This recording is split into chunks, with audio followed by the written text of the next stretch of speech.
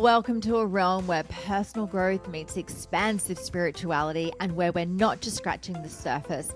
We're diving deep, widening our perspectives, and having a darn good time doing it. This is the Enlighten Podcast, and I am your host, Jen Hamilton. You'll enjoy an infusion of motivation, empowerment, and inspiration that will resonate in every aspect of your life. Expect captivating stories, heartfelt musings, and my own personal experiences. But that's not all. I'm bringing awe-inspiring individuals to the table, so get ready to meet some remarkable souls whose wisdom and stories will leave you spellbound. No topic is off limits here. Brace yourself for raw authenticity, unfiltered vulnerability, and yes, the occasional splash of explicit language. We're delving into the realms of the esoteric, mystical, and the woo-woo, unafraid to explore the extraordinary. So if you are ready to venture beyond the surface, to explore the depths of your soul, and to awaken the magic of life, if your heart says yes, then hit that play button and let the Enlighten Podcast guide you on this remarkable expedition.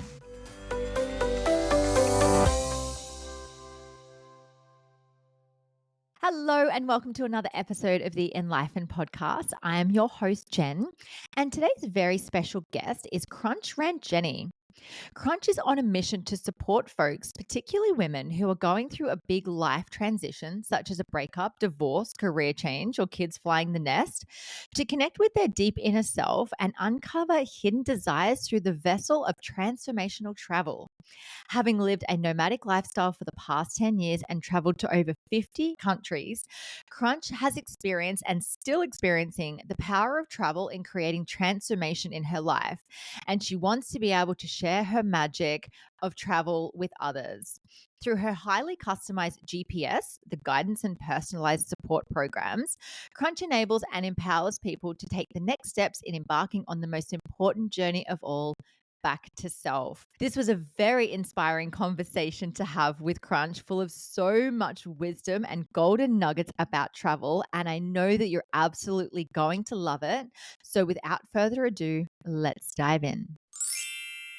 Welcome, Crunch. It is so fantastic to have you here. Welcome to the Enlighten Podcast. Thank you so much for having me. I'm super excited. Crunch, where in the world are you? I am currently calling in from Singapore. Oh, that's exciting. How's the weather in Singapore at the moment? It is boiling hot. I mean, it is. I'm wearing shorts. You can't see this, but I'm wearing shorts, and it's very, very hot. It's been like we're going through a spell of haze because of the burning that's happening in Indonesia, I believe. Like they're clearing their farmlands and stuff, and they do this every year. And when the winds are not in our favor, a lot of that smoke ends up in Singapore. So we have like a haze warning, like in terms of like air condition, air quality, and things like that. So I will be wearing my mask when I go outside today. Oh, wow. Yeah, I don't blame you. I didn't realize it got that far. That's really interesting. Yeah, it's a problem. But Yeah, yeah. Now, Crunch, you do some incredible things in the world. You're a transformational travel and experience companion. Tell us all about that. What is it that you do and what is the magic that you bring to the world? thank you for asking. So I describe myself as a transformational travel coach or experience guide. And basically what I help people do, or basically like what I support people in doing, is I usually work with women mostly because that's my lived experience. And I support women going through times of transition in their life, things like big life changes, divorce, separation, breakups, career changes, or maybe they're new empty nesters when their kids have all grown up and flown the nest. And they're wondering kind of like, what do I do now? Like, who am I? Right? Like, because a lot of times, especially as women, like we tend to tie our identities to the roles that we fulfill for other people and, like what we're doing in our lives, right? Like, so I'm French, I'm an accountant, I am this person's wife, I'm this children's moms, and when you're no longer actively in that role, like whether you've gone through a divorce or like your kids have left the home and you're no longer an active parent, or you've been laid off, like lots of people are getting laid off these days, right? So when you suddenly take away something that's been a integral part of your identity for a significant amount of time, usually what happens is that there's this vacuum or this space where you're just kind of like, well, I don't know who I am, like without this thing identifying me or defining me. And so I think that travel can be a very powerful tool for women to kind of go on that journey of connecting with themselves and uncovering like what it is they want to do, who they want to be, how they want to show up in the world. And, when you change your environment, you kind of have that flexibility and that freedom to explore, to change to your perspectives and, step outside your comfort zone and jump into whatever it is that you want to do and whatever whoever it is you want to be, right? And ultimately, for a lot of women, travel is terrifying, right? Like we're not encouraged as children or little girls to go and travel the world. Like like nobody tells us like, oh yeah, totally go travel the world. Like, they're always like, oh, it's going to be really dangerous, or like it's boring if you go alone, or they're always full of like advice. I use that in air quotes. Um, which discourage us from traveling on our own. But I think, like for me personally, I've been traveling for the last 10 years, almost more or less full time. And it has been some of the most magical experiences of my life, right? And I would love to be able to offer that to more women so that they can also, step into their power and like become more confident, become more self-trusting, develop that intuition, and just generally like gain that sense of self and confidence and all of that good stuff that comes with traveling on your own. So that's a little bit about what I do. That is incredible. And you're so right because travel just opens up so much for you. Like being exposed to different cultures, being exposed to different languages, being exposed to different food and lifestyle. Like when not that I've done much extensive travel at all, but I went over to London and France a few months ago. And I think I was really glad that I started off in London because it's an English speaking country. So I was sort of finding my feet after such a long flight. Okay, I'm in a different country, but at least I can communicate. And then when I went to France, it was a very different experience because it's a different language. And even though obviously like they have the same symbols of the alphabet and I could make things out, and there's obviously, Google Translate and all of that, it's a new version of yourself that you've got to meet. You've got to have, patience with yourself. You've got to be inspired to try different food. I love it so much, and I feel like you, and this is what I think what they call the travel bug, right? Like you go one place and you're like, "Oh my god, I just want to keep traveling everywhere all of the time. How can I, make this my lifestyle? How can I make lots and lots of money to be able to travel all the time?" What are some of your experiences, Crunch, with, getting the travel bug and now experiencing travel and then going, "I need to help other women see the value of this?" Mhm. So I come from Singapore. I mean, I was born and raised here, and for those of you who don't know, Singapore is a really, really small country. Like you can't even run a full marathon across the length of it. Like that's how tiny it is. So for me, travel has been a part of my life since I was very little. Like my parents have had I've had the privilege of traveling with my parents and with my family. They've brought us to different places in Southeast Asia. Like we even visited Australia once. And so for me, like travel wasn't this big scary thing.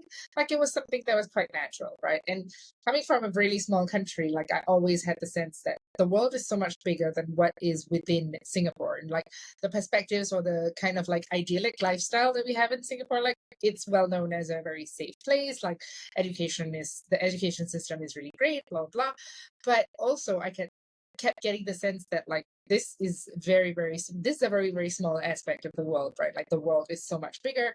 There's so many more perspectives out there, so many different ways of living life, um and so many more incredible people that I get to meet. Like, so for me, travel has always been something that I wanted to do. And so once I graduated from university, I saved money. I was working in a job just to save money and so that I could travel, right? So I started doing that. Like I just bought like a one-way ticket to South America and decided to see where that would take me. And like I really got into the idea of solo travel because when I was in university, I did an exchange program in Portugal, in Lisbon. And after my semester ended, I took 6 weeks to backpack around Europe, and being able to do that and see and meet so many new people and places. That's when like the travel bug really bit, and I was like, oh my god. this is what I want to be doing, and at that time I didn't know like if it was, like a passing phase, like for a lot of people, like they do the 1 year of the gap year kind of backpacking travels or like the work and travel exchange kind of thing. And then eventually they're like, oh yeah, I kind of just want to go back and like do my regular life. And that's fine. But I feel that like once you've traveled like that, you know that there are different possibilities. You know that there are different options available for you, right? As compared to somebody who's never traveled in that way before, right? So I started traveling and somehow just like the money ran out at some point, my savings ran out, and then I was just like, I don't want to go home yet. Like, I don't want to stop traveling. Let me figure out a way to make this, like keep this going, right? So I did I taught English in Costa Rica for a while. I've taught English in multiple places after that, and just kind of set up an online business doing copywriting work and transitioned into that. And now I most recent venture is this transformational travel coaching and experience guide thing that I'm doing, because I finally realized like what the last 10 years of travel have been preparing me for, that I didn't realize at the time, right? Like at that time I just felt the call to travel, and now I'm finally seeing like, oh, all of those places that I visited, the countries that I've traveled to, all the experiences that I've had in these last 10 years has been preparing me to kind of go out and support other people in making travel a bigger part of their life, right? A more intentional part of their life, and using travel in an intentional way and not just taking a vacation. While a vacation is great, and we do need time to like relax and unwind and just not think about anything for a while, I think travel is much more than just that, right? Like it has so much more potential, but only if you know what you're doing, and like you go into it with like an intentionality about what do I want to get out of this trip, and it's not just a fancy vacation. Oh, I love it so much. And one thing that you mentioned, Crunch, about, being in Singapore, because Singapore's like a hub. There's a lot of flights that come in from different countries into Singapore and then straight back out again. Here in little old Australia, if we want to go anywhere, we have to travel for like, I think Bali is about 8 hours from where I am. But if I want to go to Europe, that's a 24-hour journey to get there. So we don't do little trips, overseas other than to like New Zealand. We do sort of big trips, and that requires a lot of money, a lot of time, a lot of energy to put in. So I was always encouraged to travel in my 20s, and I didn't. And I kick myself continually for it. I have, a very sort of like conscious regret about that, before I had children, because it opens you up. And like we were saying before about experiencing different languages and cultures, I feel like it's such an activation and an initiation into adulthood to be able to travel. And I didn't take that opportunity. I was working full time, and I had a little dog, and I was like, well, I can't leave him behind because I was living on my own. And then when the world started closing down a few years ago, I was like, shit, have I missed my opportunity to travel the world? And so it's such a big thing. And because my kids are, what are they, 9 and 7? So I'm thinking to myself, all right, when maybe in like 10 years time, when they're a bit older, that's when I'll start to get like a proper alone traveling. I want to travel with them before that as they're growing up, so they get to experience it. But there's so many places I want to go and visit on my own and have sort of long stints overseas. And because it's such a long distance away for us in Australia, we really have to make the most of it. What would you say to someone who is in my position, or say directly to me, Crunch, who says, oh, okay, so I'm in my mid to late 30s. I've got kids, but I won't travel for a little while. What's your perspective as a professional in this space? What would you say to me about that? Have I got it all wrong? I would say, I mean, you have kids, right? Like, and what is kind of what are the things that you want them to know, right? Like about living their adult life, right? Are you putting your life on hold so that you can be a mom? And like, if that's the choice that you're making, then let it be a conscious choice and not a regret that you put on them, to tell them that like when they've grown up, or even now, like, oh, I'm not doing my solo trips because I gotta take care of you kids, right? Like, what kind of example are you setting for them, right? Like, and teaching them that they've always got to put their desires on hold for somebody else. Like, is that the message we want to be sending our kids? kids.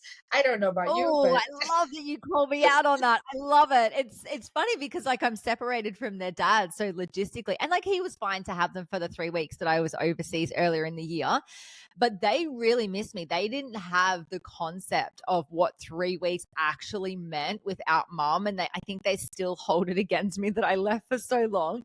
So I 100% agree. Like, I am putting my life or my travel on hold for their sake. And I'm hoping, in even the next couple of years as they get a bit older, I can start doing more trips. But thank you for calling me out on that. I love you for that. I mean, I think that's a problem that we women always face, right? Like I grew up like my mom has always been telling me, I mean, my mom's from a different generation, obviously, but she would always tell me like, "Oh, I quit my job to raise you guys, like this was my responsibility, blah blah." But I always felt like that was a burden that she placed on me, even though it was her choice, right? Like, and of course, like there was a different mindset, a different upbringing, and all kinds of cultural things were different at that time.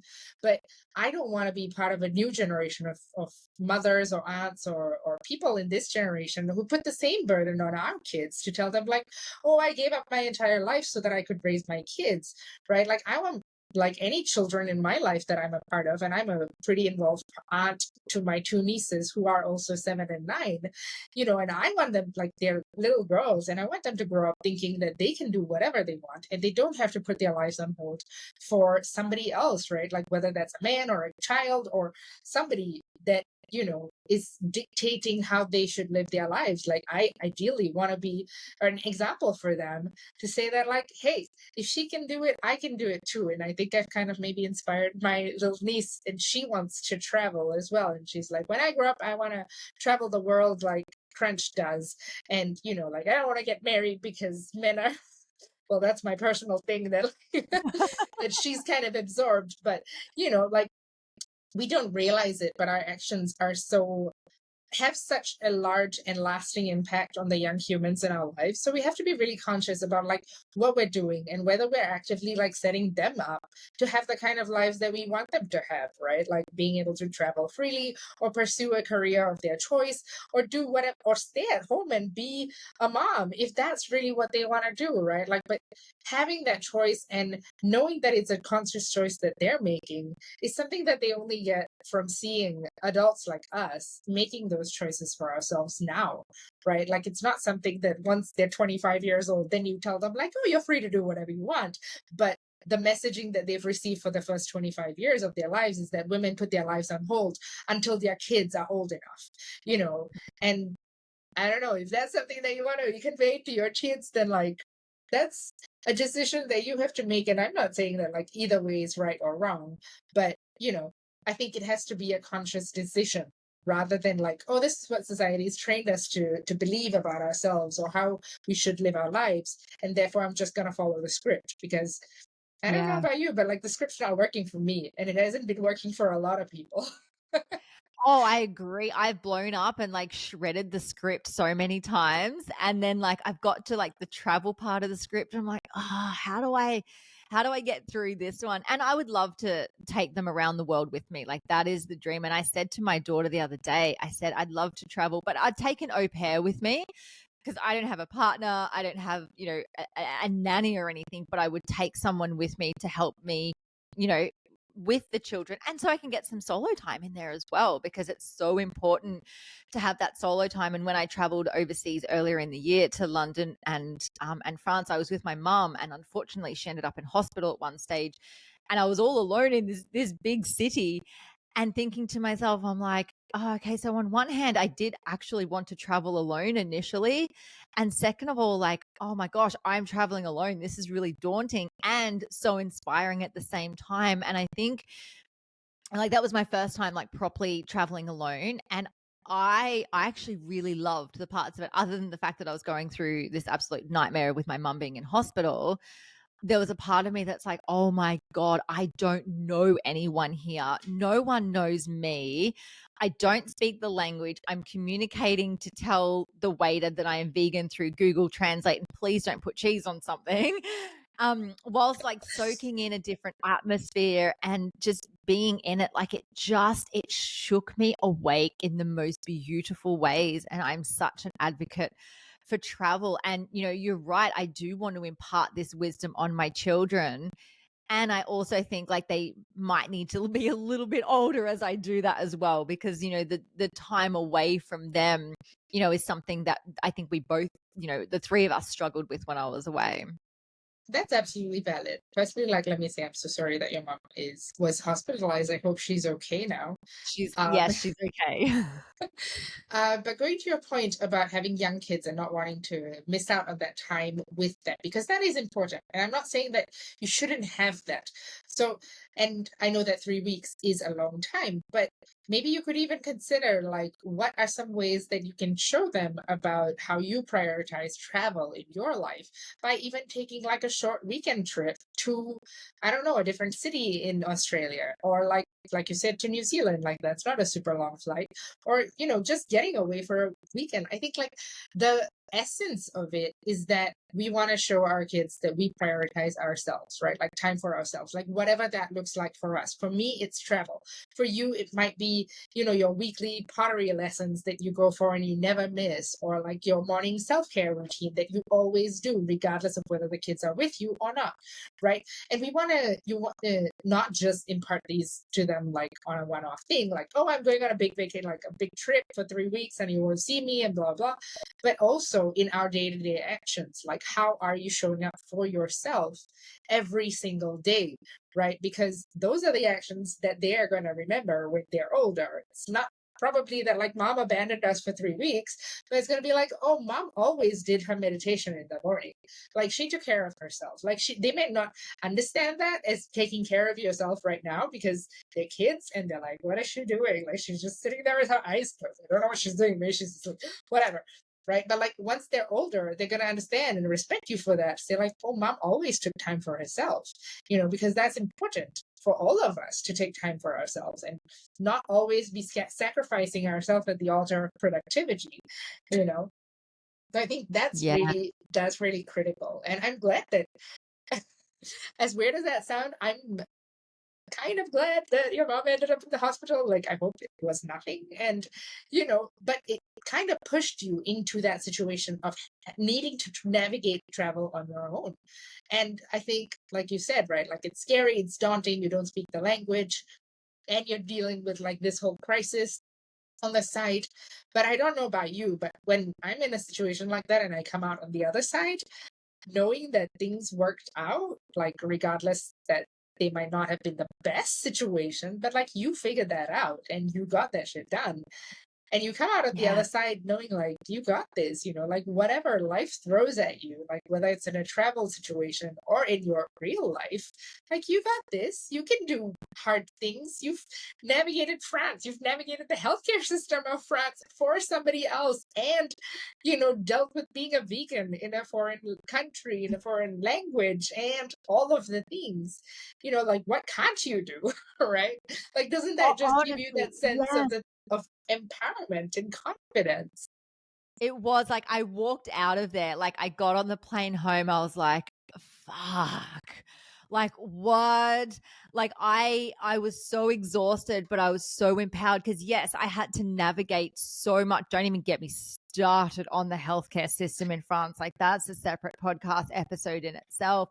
But even just navigating the subway, like the trains and the stations, like the fact that I knew my way around parts of Paris when I needed to, and what I could, like how to ask for help, and really just like I learned so much about myself on that trip. And funnily enough, what you said about even just taking myself away for weekends, I do that because I have my kids every second weekend. And I take myself away quite a fair bit. I love going away. And it's funny because I'm actually booked to go to Adelaide in a few weeks' time. And I was telling my daughter this in the car last night. I said, oh, so I'm off to Adelaide in a few weeks. And then I was actually scheduled to be on Adelaide, a radio station. I did an interview last night on past life regression. And I mentioned to my daughter, I've got to be on the radio this afternoon in Adelaide. And in her beautiful little 9-year-old mind, she turns to me and she goes, are you moving to Adelaide? Like there was just so much because I've already booked this trip. I said I was going to be on a radio show. I don't think she realized that you can just dial in. She just looked at me in a panic as if, are you moving away to Adelaide? So it's, it's so interesting how they actually comprehend it. And I've had to remind them, when I have gone, because I fly interstate a fair bit. I go to, Sydney, Melbourne. I've been to Adelaide a few times. It's so important to let them know that I'm coming back, because I think there is that sort of a bit of a worry, from when I went over, because when I was in Paris, and that's when my mum had a fall and broke her hip, there was a bit of uncertainty around mum being able to fly home. And so when I told the children and broke them the news that, hey, look, this is what's happened to their nana, and because it was my son's birthday 2 days after we got home. So I wasn't actually sure whether I would make it home in time for his birthday. And he had some really big feelings around that. And Mhm. so that's kind of, activated, I guess, sort of this maybe an abandonment wound in there. So being able to remind them, like, I'm coming home, I will be there, like it's all going to be okay. And they're excited to travel with me as they get older. My son said to me a few weeks ago, it was school holidays and we're at the beach, and he said, "Oh, can we please fly up to the Great Barrier Reef and go snorkeling?" I said, "Yeah, I'd love to take you that, but you've actually got to get in the ocean at the beach first before you can, eventually go snorkeling." He didn't even want to get past the whitewash of the waves. And I'm like, "Buddy, if you want to go to the Great Barrier Reef, we could do that, but you got to get a bit more confident in the water." So they're definitely getting there. Yeah, yeah. I would love to travel with, I mean, like, I am planning to take my nieces out on trips with me as well. And, I'm excited for them to get a bit older. Like, they're exactly the same age as your kids. They're 7 and 9. So I'm hoping, like, when I've been telling them, like, once you can carry your own backpack with like 2 weeks worth of stuff in it, and you can, like, not complain about doing it, like, we can go. So they've got that Yes. milestone to work towards.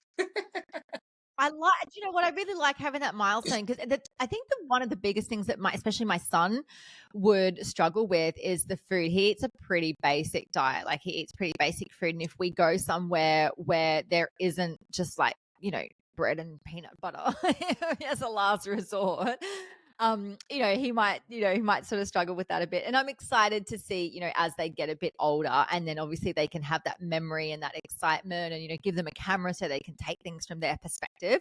I'm very excited to travel with them as they get a little bit older. Yeah, that's gonna be super fun. I mean, the worst case scenario, you just Yeah. take a box of peanut butter in your backpack and or in your suitcase or whatever, and just have it like secretly in the worst case scenario that like he doesn't eat anything. So he's gonna be prepared.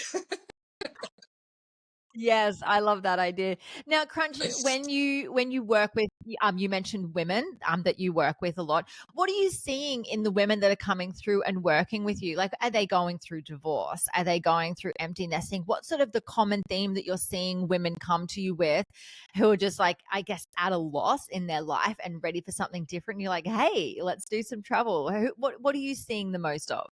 Yeah, it varies. Like, the people go through all kinds of life changes, right? Like, in our lifetimes we go through so many different careers, we change jobs easily, and like people are getting laid off right, left, right, and center these days. Like, there isn't really that kind of like iron rice bowl that people in the previous generations used to have, like a job that they did for 40 years and didn't ever have to worry about that. And things are changing so quickly as well, in terms of what's necessary, what's needed, right? Like, in terms of the services that we're offering. I mean, 10 years ago, digital marketing was not a thing.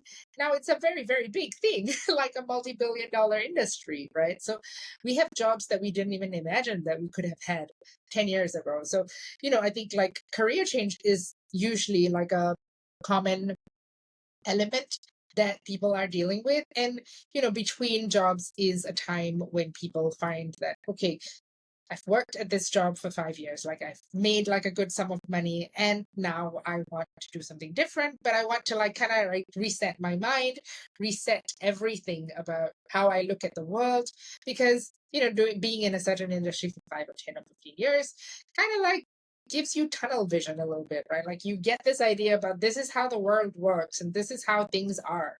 And that's not really true, right? Like, all it takes is one step outside of that tunnel, and you're just like, oh my gosh, there's a whole world out here. Right? So when people are in between jobs, is like the perfect time for them to kind of explore that to go on that trip that they've always wanted to take. And, it's always been like, oh no, but like I can't take that much time off work, or like I have these commitments, blah, blah, blah. And then once you take away one of the biggest commitments that people have, that's when they're just kind of like, you know what? I am going to take that trip to Egypt and see the pyramids that I've always dreamed of doing. And nobody's going to stop me because my boss is not going to be like emailing me every 15 minutes to ask me about something. Right. So, that's a common kind of moment for people to explore travel. The other one is when there's like a really, really big life change. Like people, like women in our 30s, usually this is the time when, I don't know, divorce is on the rise, or like this is when, the people who got married really young are realizing that, like, okay, maybe this is not the person that I want to spend the rest of my life with. And like they're going through separations, divorce, that kind of stuff. And, when you take that away, especially if you got married young, that can be like a real shakeup in your system, right? Like, oh, I've associated, I mean, like my entire young adulthood has been spent with this person, and now no, they're no longer part of my defining identity. Like, who am I? Right. And that's another big motivator for people to embark on kind of like the eat, pray, love journeys, right? That I think her name was Elizabeth Gilbert, like popularized, right? Um, so that's the other one that people are kind of exploring. And also people who are new empty nesters, when their kids, like you said, right? Like in another 10 years, when your kids are old enough, then you will think about traveling, right? Like, so for a lot of us who have kids, we just use our kids as kind of like an excuse for hiding our fears, right? Like, we're actually terrified to travel alone, or like we want to have companionship while we're traveling. We don't want to do this alone, whatever, right? And we've just been saying like the kids, the kids, the kids this whole time, and now they're gone, and you're just like, well, I guess I don't have an excuse anymore. And a friend of mine was recently telling me about her mom who took a trip with one of her girlfriends, and she went on this single ladies in their middle age kind of travel group tour kind of thing. But everybody on that tour was like a middle-aged single lady. I mean, she was still married, but she went without her husband. And she said that it was one of the most liberating, freeing experiences of her life, because her whole life she'd been told she needed to wait for a man to like accompany her. Like she needed to go with her husband. Her husband's still working. She's retired. And she's like, I don't have to wait for him. And she came back and she realized that like she doesn't need to wait for him to take a trip or do anything else. So she learned how to ride a bicycle at the age of 60. I mean, like, that just fills my heart with joy, to know that this elderly lady, or like kind of elderly lady, who's learning how to ride a bicycle for the first time. And she's just learning, she started swimming lessons. So, I mean, that trip was kind of like the click moment for her when she realized that we don't have to be waiting around for people to tell us that we can or cannot do things. We can't just go out and do them. That's So, so true, isn't yeah. it? Now, I just want to make an apology to my mum who'll be listening to this because she's in her late 60s. You're not elderly, mum. It's okay. And also, make this your inspiration to learn how to ride a bike, because my mum can't ride a bike. So hopefully this will inspire her to do so. Crunch, I want to hear your most inspired experience for yourself that you've had through travel. What's a story or an adventure that you've been on that you felt most inspired by? Oh, there've been so many. Like, do you want good inspirational or bad inspirational? Surprise me. Whatever comes to mind first, whatever is at the tip of your tongue and the top of your heart, what would that be? Okay, I think so. In 2016, 2015, 2016, I was in the Dominican Republic. I um and my passport got stolen along with like the rest of my belongings. And the Dominican Republic is an island. I mean, like it's a country that shares like one half of an island in the Caribbean, right? So, and it's a very small country. My country is very small. So, what happened was that there's no consulate or embassy in the Dominican Republic for Singapore. So, I was in this really weird situation of not having any legal documents. And, faced with the possibility of not being able to leave the country because I couldn't prove how I'd gotten there. So, like, it was a very weird kind of legal situation, and it was the most stressful 10 days of my life because, like, I had no access to funds. I couldn't get, like, people to, like, my cards were also stolen. So I had no access to, like, money. I couldn't get anybody to Western Union me anybody because I didn't have a passport to receive the money, right? Like, they send it to you and you need to have ID to pick it up at the Western Union. And, like, they were like, if you don't have a passport, we can't release the money to you. I was like, oh my God. Okay. And, like, no way to get a new passport either. And it was very terrifying and stressful because, like, I reported to the police and they launched, like, a full-scale investigation, and they were like, this is a syndicate of robbers, and they prey on tourists, and they're very dangerous. They've killed people before this, so you need to be watching out for yourself. Don't walk around by yourself. And I was completely alone in this country. Didn't know anybody. Had to rely on the kindness of strangers who took me in, who, like, let me stay in their house, and who looked out for me and, like, watched out for me. And, like, it was terrifying and it was amazing at the same time because, like, you know at the time when I had no money to pay for a hotel, like, I stayed in the home of a lady who worked as a dishwasher in a restaurant. Right, she doesn't make a lot of money, but she found it in the kindness and goodness of her heart to take in me, like, and let me stay in her house. So, like, the generosity of people, and, like, I went on national TV in the Dominican Republic to make, like, a public appeal for my passport, because I had no way of getting off the island. They were talking about, like, voluntary deportation, or you have to marry a Dominican and wait 5 years to get citizenship so that you can get new papers. And I was just like, no, this sounds horrible. Right. So it's a very high stress situation. And the Dominican Republic's not like a well to do country, and people mostly live kind of on or below the poverty line. Like, they're not well to do yet. After, like, my interview on national TV, like, people would come up to me in the street and be like, have you found your passport? Do you have money? Here's $2 to buy yourself some food. And I would just, like, start crying because, like, their generosity just moved me.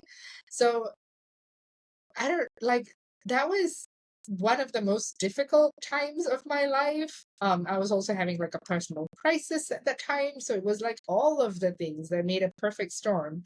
And it taught me that most people are good people. Like, even though there are people out there who will take advantage of you and, like, steal your stuff, most people are just trying to make a living, trying to make ends meet, doing the best that they can with what they have and what they know, right? So, like, I don't fault the people who stole my stuff. I mean, they're trying to survive also, right? So, I mean, it is what they felt that they had to do in order to, make a living. So, and, the kindness and generosity of complete strangers who were, just looking out for me on our shared humanity and nothing more than that. They owed me nothing, really. They had no obligation to come up to me and give me $2. But they did, and that was incredible to see. And I think that also showed me that, like, I can deal with all kinds of wild situations that most people can't even imagine, and I survived it. Like, I eventually got my passport back, like, through some, Oh, you got it back. I got it back. Oh, Like, they arrested. I was so excited to hear. I'm like, what happened to the passport? How did you get out of there? Right, I was not deported. I did not marry a Dominican. But they arrested, like, a bunch of people, and, like, eventually, because they couldn't use the passport anyways for, like, you know not smuggling, what's the word that I'm looking for trafficking people or whatever, Trafficking. right? Yep. Yeah, so, like, my passport, like, it was, I think that I was the only Singaporean in the entire country at that time, maybe. So, like, once my passport passed the border, it would have, like, lifted, like, a lot of red flags, and they would have been arrested. So they're like, you know what, like, this passport's useless. Like, let's just return it to this lady so she will just go away. Yeah. Right. So I Better got off my the passport back. TV. Like oh, what an incredible story. And you know what? My experience overseas was not as hectic as that. My mum actually had stuff stolen from the hospital in France when she went into theater. She had her iPad and her iPhone stolen, which cut her off from the world. It cut her off from being able to use Google Translate because no one spoke English. Mhm. So I understand exactly what that is. And it's interesting because when you travel and you're thrown into such a traumatic experience and such adversity, you have to be creative. You have to find faith in something, whether it's in God or the universe or yourself or your angels, your guardians, or just, the criminals to hand back your passport that they've stolen.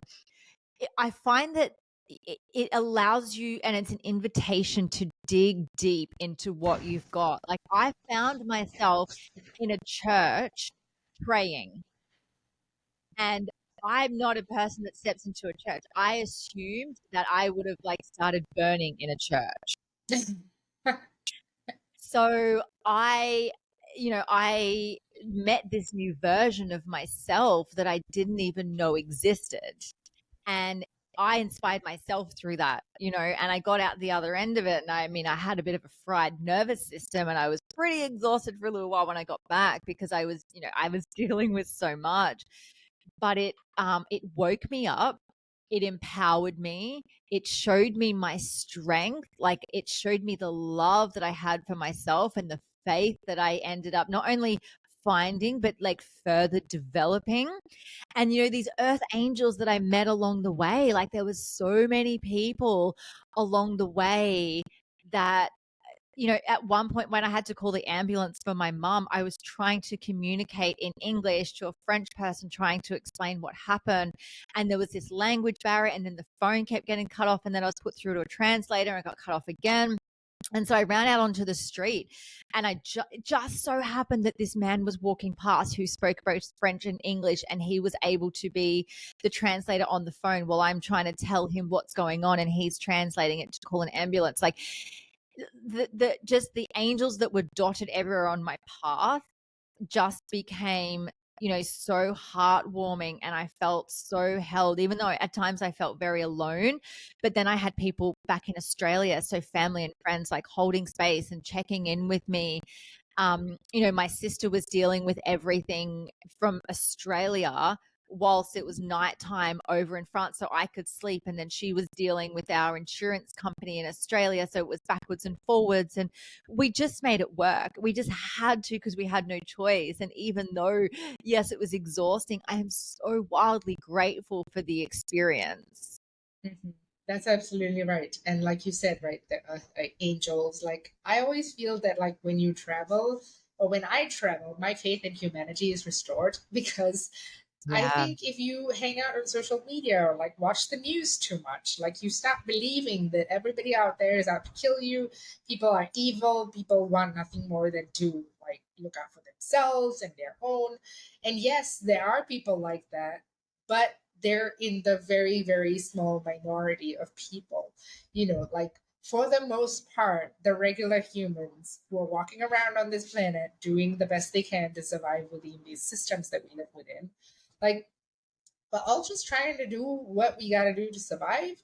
And to also, I think we don't lose our humanity once we're put into tough situations. Like some of the most kind, generous, open, welcoming people that I've met are people who don't have very much at all.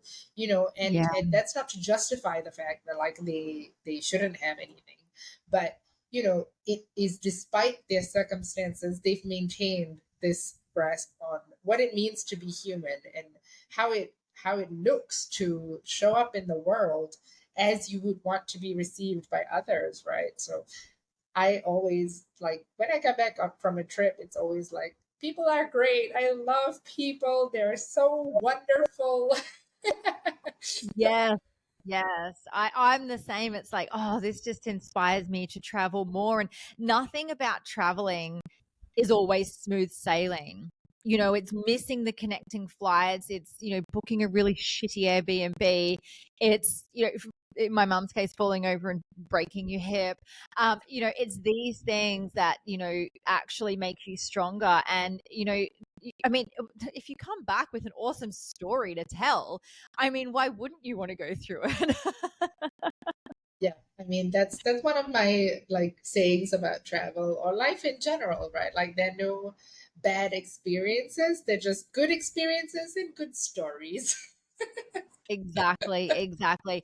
Crunch, what's some wisdom that you can impart on the listeners if they're thinking, oh my gosh, yes, it's about time I traveled, or I want to get out there? Like, what's a piece of wisdom that you would like to impart today? I would say that if your heart is calling out for you to do something, then maybe you should listen to it. Right? And it can be scary, it can be it can feel overwhelming, it can, I don't know, maybe you don't know where to start, or like you've never done something like this before and everybody around you is just looking at you weird, like you want to go to Egypt by yourself? Why? Right?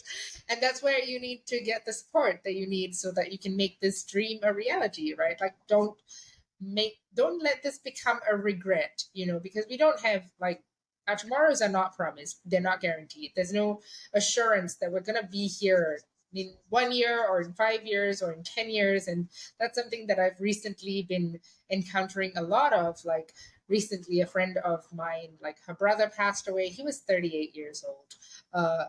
A person that I met, like a friend acquaintance that I met in a hostel while I was traveling, he passed away, and he was, I think, like 35 also. Like people are like, there is no assurance that we're going to be around tomorrow. So why not, like if your heart is telling you, like, I'm ready to go on a trip, like I want to make this a reality for myself, go out and do it, and don't let it become a regret. Get the support that you need. Like, we're here to help you, we're here to guide you through the process. There are people who've done it before you. You don't have to do it alone if you don't want to, like, and just do it. I don't know, like, I love it. I don't know, like that's really like the honest advice that I would give anybody. I love it. And then enter stage left Crunch, who can help you and support you with this. Crunch, are you an agent? Do you book trips for people, or do you just support them working out where they want to go? Like, how does the work that you do actually work? Okay, that's a good question. I don't help people book anything. Like I don't do any itineraries or anything, because I believe that if you're going on a transformational journey, the journey is yours, right? Like it's unique for every single individual, and like what might be transformational for me might have nothing to do with you. Or like you're just kind of like, why would anybody want to go to Egypt and see the pyramids? That's so weird, right? Like I just keep talking about it like that's, I think, the next thing that I need to do. I'm But coming for too. some, I'm coming too. That's the next thing on my list. Well, I'll see you there. right? But not everybody would resonate with this trip, right? Like somebody might want to go to Machu Picchu, somebody might want to go, I don't know, live in a monastery in Nepal, whatever, right? Like the trip that you need to take, that's in you. I can guide you through the process, but I can't like make the trip happen for you. Like that's something you got to do, because I think even in the process of planning and executing your own trip, like gives you that sense of like, I know what I'm doing. Like I can take care of this. I can navigate this on my own, and I don't need anybody to do any of that. Of course, like if you want to outsource it, like there are travel agents and people like that. But my job is to kind of hold space for you to first figure out like, what do you want to get out of the trip? Like what is your intention for this trip? Like what are you navigating? Do you want to step out of your comfort zone? Do you want to try new things? Do you want to just completely shift your perspective on life? Do you just want to do something that has been a bucket list item since you were 3, and now's the time that you want to make it happen? Right? Like, what is the intention for your trip? And then along the way, like, I've been through all kinds of wild things in my travels. So, like, probably whatever you're going to get yourself into, I can probably guide you through it, you know? So I'll be there right along you, like virtually or physically, if you would like that, to guide you through the process and like to be your companion, to be your friend, right? Like your person who you text at like 3 in the morning, like, I'm lost in the streets of Vietnam or whatever. And I will guide you through like what you need to do so that you can get back to safety or whatever. Right. So And once you finish your trip, coming back and like reintegrating all of the things that you learned, that you're getting out of the trip, and applying that to your life, right? To bring a little bit of that travel magic into your real life. I think that we often become different versions of ourselves when we travel. Like we're more open, we're more free, we're more welcoming, we're not so judgmental. And somehow when we come back, like all of that's forgotten in 2 days or less. Right? So my Mm. job is to help remind you of who you were while you were traveling, because most of us like the versions that we are while we're traveling, not so much maybe the people that we are back home. And so why not, make that a thing, where you are your travel self while you're in your real life? Why can't that be true for you? You just gotta be a little bit more intentional and conscious of it when you're planning your life. So that's kind of like what I do, how I support people. And of course, if you need like tips and tricks or like advice on like planning logistics, the practical aspects of things, like I also have experience in that, so I can guide you through that. And what to do when you have your passport stolen in the Dominican. Absolutely. What an incredible offering and magic that you bring to the world. Like, I didn't even know until you and I connected that this was a thing. I could have really used you a few months ago, Crunch. Like, I really needed someone in my corner that just got it. So, I mean, look, if we ever, master time travel, I'm going back in time to relive that trip, but having you in my corner as well. Yeah, we can do Yeah. that. I will link to everything in the show notes connected with you. So, your Instagram handle, your website, so people can reach out and support you. However, Crunch, I have one more question for you. And to you, what is the meaning of life? What is the meaning of life? I don't know. I feel like the meaning of life is what you make of it, right? And that's just it. Like everybody has a different path that they're meant to take, but a lot of times we're just too scared to take the path that's meant for us. Like it's right there. All you have to do is walk on it and not, get stuck in the trajectories that society has planned out for us, right? Like we often fall into this trap of like, oh, I gotta go to college, I gotta get married, I gotta have kids and work for 45 years and then retire and then enjoy my life. And like that's one path. That isn't the only path, and it might not be your path, right? So I would say, the meaning of life is figuring out what you want to do with your life, because we only have one wild and precious life. So why not do everything that you've always wanted to do? Yes, I love it so much. Crunch, thank you so much for being on the Enlightenment podcast and sharing all of your wisdom. It's been an absolute pleasure having you here. Thank you so much for having me on and for allowing me to share my perspectives. And I hope it was helpful to somebody who's out there listening to this. You're amazing. Thank you. Thank you so much for joining me for this episode. I hope you love the Enlightened podcast, and the biggest compliment you can give me is subscribing to this podcast, sharing it, and leaving a rating and review. Feel free to follow me on Instagram. My handle is @JenHamiltonOfficial, and the podcast handle is Enlightened_podcast. You can also find the video version on YouTube on my channel. Just search Enlightened and don't forget to hit subscribe. Have a beautiful day and enjoy living the enlightened journey of life.